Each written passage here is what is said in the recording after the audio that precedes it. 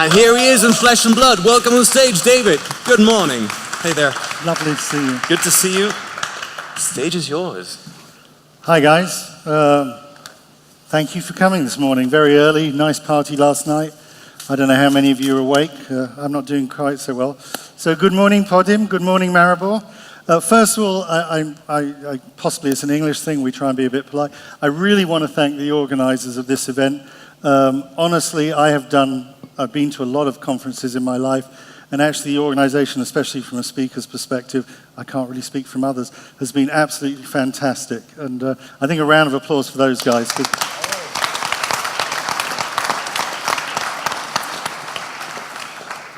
I've been asked to talk on my view of high growth businesses and how to build them.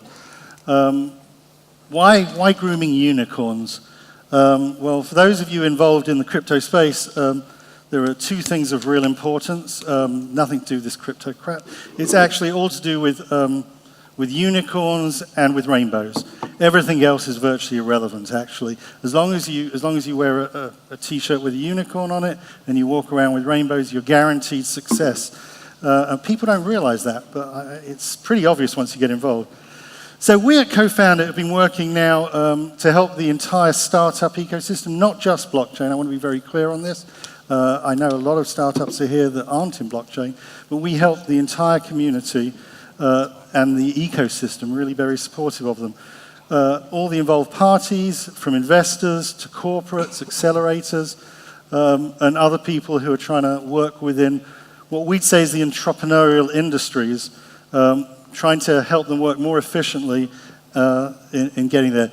Now, when you come up here and you start saying this rubbish, you say, why would anyone pay any attention to me? And to be frank, I tell almost everybody they shouldn't bother. But the truth is, when I think about it, is I've been involved in high growth businesses my entire career. I was fortunate enough to have very senior management roles in the two fastest growing companies in the early 1990s. I was head of strategy for Dell when they had 150 people as a startup. And then I started Gateway in Europe and ended up running them worldwide. I then went away to set up my own startup, which, if I recall correctly, I believe I started on tax day in America, April the 15th, 1997. I sold it on January the 6th, 2000, less than 3 years, to AOL and other investors.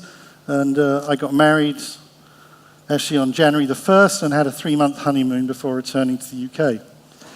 When I got back, I decided I'm done with big corporations, even though I came in a startup, so I'd managed to, and started to help with an accelerator and also advising small companies. And in that time, I've sat on the board or advised over 200 startups on strategies, and really from strategy to execution.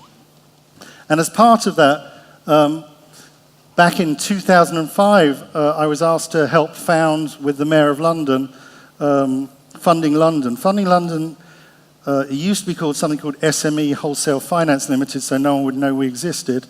But fundamentally, that has funded the entire Silicon Roundabout infrastructure and is now the most active investment fund in Europe. We did 107 investments in startups last year. So I don't know if I know anything about this stuff, but I've been around in the ecosystem and played in it for a very long time. And I certainly enjoy myself when doing it.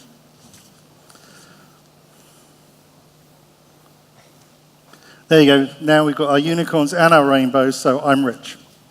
That's basically it. I'm done. So let me tell you a few of the things we're doing at Cofound.it to try and help.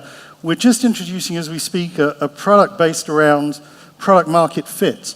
If we look at failures within the startup community and you analyze why companies have failed, 42% put it down to not being able to find the right product market fit.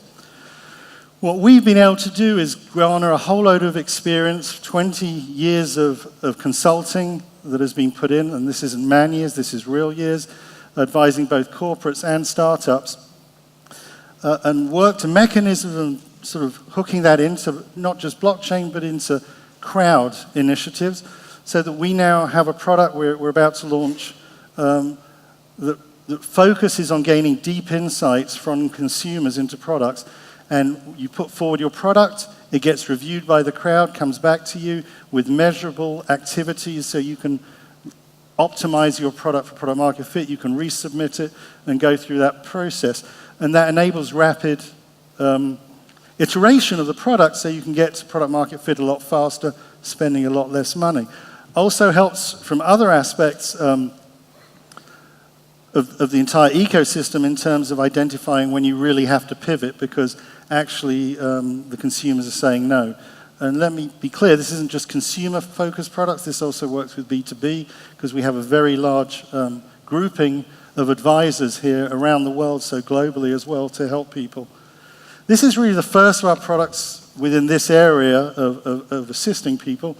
And the goal is to introduce a lot more products over time using both the crowd's expertise and our own expertise, very much within the manner of a distributed influence and input to try and help startups. So again, working with a whole distributed marketplace that you see a lot around blockchain. And hopefully we will enable people to garner a greater sense of success. So, I don't know how many corporates we have in the room here, but I'm hoping a few. I want to talk to them a bit. So I recall when the PCs came out, we were going to have a paperless office, if you remember. I hate to tell you this, I'm still working off this damn rubbish. I could have put this on a PC, but actually it's more awkward to maneuver. We haven't entirely got rid of paper. We've certainly minimized some of that stuff. When the internet came around, I think everybody within the corporates were going to die. And certainly, if we look down the left there at some of the brands that I bring up, you'll certainly see that if you were working in an industry that in some way competed, and many industries compete with Amazon, you'll certainly have found life tougher over the past few years. And there's no question that the internet brought significant change to the market in the same way the blockchain will. But the good news is not everybody's going to die, actually. Most corporates are going to evolve and be very successful and adapt and bring in products. We're still quite early within the space, as some would compare it to the early 80s within the internet. Others would put it slightly later, towards 87, 88. But we're still very early, and a lot of these products are still pretty defined. And you know, who really knew some of the consequences of the internet revolution and wherever this thing is we all have in our pockets or we're all looking at right now. I'm not allowed to look at mine right now or have it on, but I'm sure there are a lot of you out there, here we go, that are actually focusing on these things.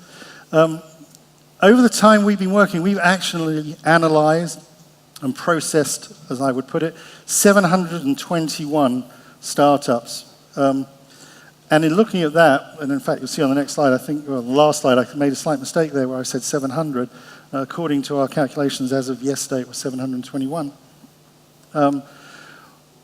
We've really looked through them and analyzed them, and of those we've selected 10 to work with to help fundraise.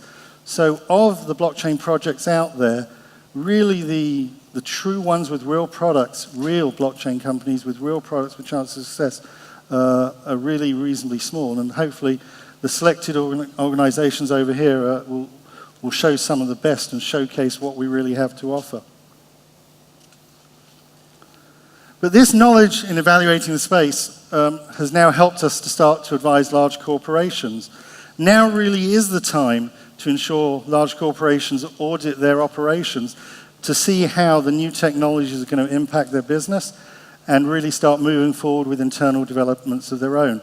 Just in the last week, we saw HSBC do international letters of credit, which used to be a 2-week job to produce for shipping very, very large transactions internationally, and they managed to achieve it under a day. So we're seeing a 14-to-1 efficiency ratio by using blockchain.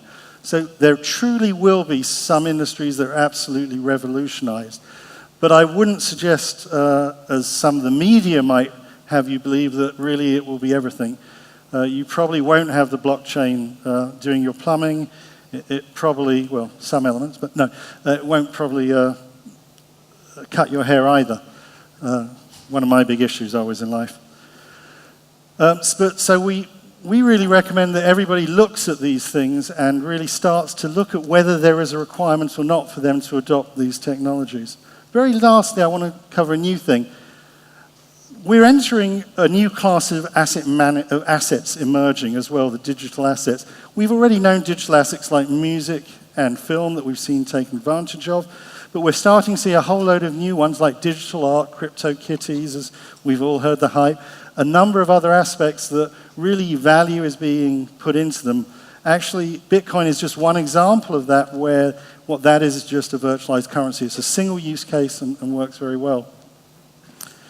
And these are things that are really worth looking at. But what we want to do as an organization is work with you and with everybody else, really, to try and identify the new unicorns, and as we'd say, help groom them, rather than, as any of us have read Harry Potter, you really shouldn't be killing unicorns.